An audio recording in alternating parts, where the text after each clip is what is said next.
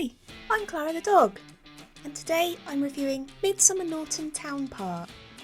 First, let's check out the nearby skate park. I'm the only one here so I can run down the ramps. This place is an adventure paradise. I might ask for a skateboard for Christmas.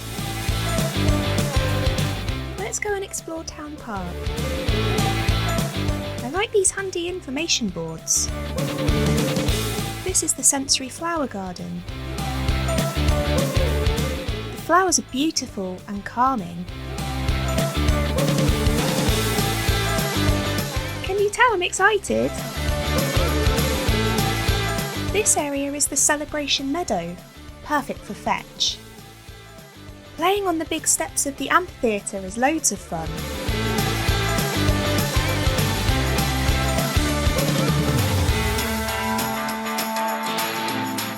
This is the entrance to the path up the batch. Let's walk up using this handy path. You can see all of Midsomer Norton from up here.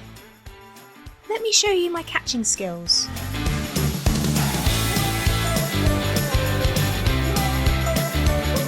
Forget you saw that. Having fun is thirsty work.